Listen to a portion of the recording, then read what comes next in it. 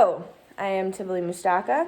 I am pursuing my liberal arts program here at MCC to continue with schooling to become a medical and legal interpreter. As you can probably tell, I am also very ancient. I am 37 weeks and 3 days to be exact. There is a tiny human the size of a striped skunk currently inhabiting my insides. So bear with me, I might have a couple moments.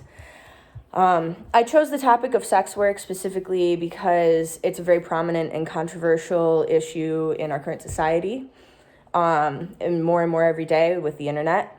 While our counterparts in Europe have long practiced legal sex work in such places as Amsterdam with their infamous red light district.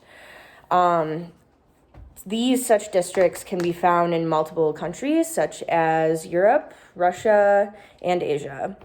However, in the United States, there is a hegemonic ideology that frames sex work as gross, devaluing women, immoral, only done by drug addicts and criminals, and that all forms of sex work are associated with sex trafficking, which is very, very not true. My research primarily focuses on the conflation of sex work and sex trafficking that has resulted in negative societal opinions on sex work and increases crime rates as crackdowns on prostitution continue.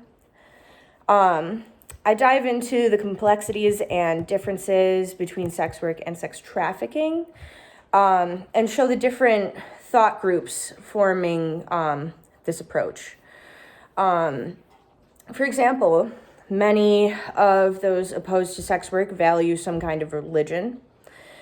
In addition, my paper attempts to disband the notion that all sex work is forced work done by people who have no other options, and that all sex work is something that the workers themselves have experienced horrible trauma that has led them to decide to be in sex work.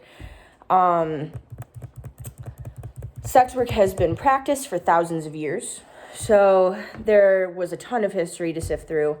One of the more interesting things that I found in my research is that sex work is not only socially conflated with sex trafficking.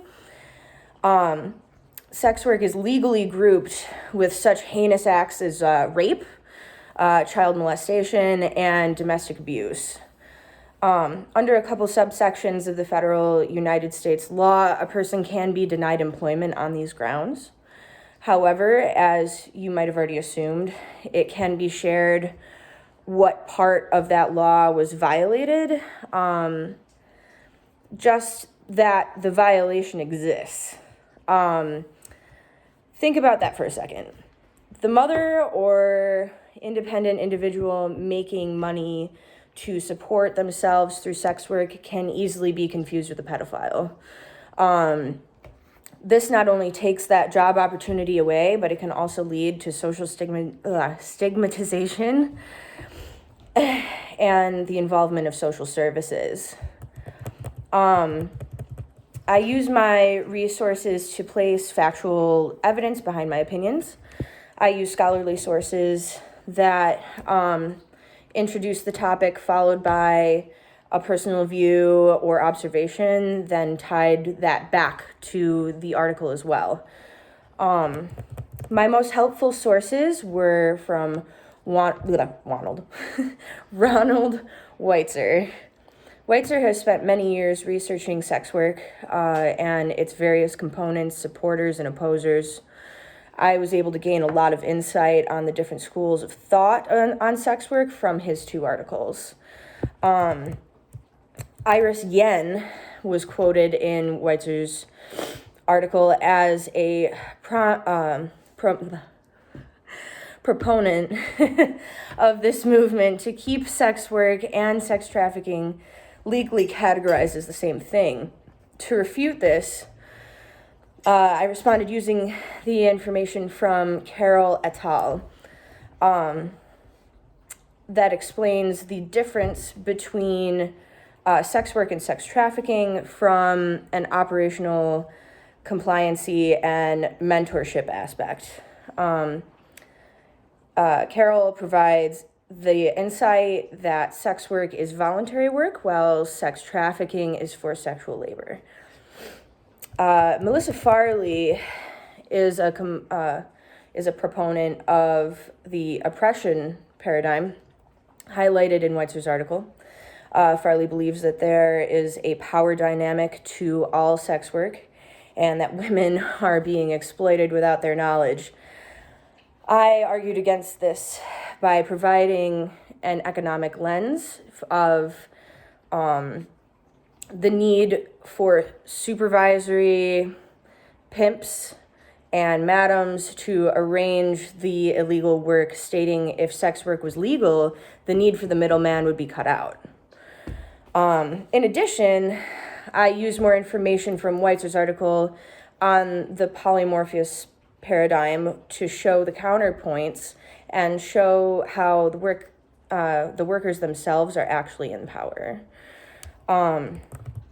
Catherine Lindenberger's argues that women who enter into sex work have been through unspeakable traumas and were left to choose sex work over homelessness. Using the article by Kuttner, I was able to highlight the fact that sex work is not all predatory in dark alleys filled with junkies, but also coming from rural farms and the offer of more money. Kuttner asserts that many women involved in sex work are highly confident and independent individuals. I use my personal experience of observing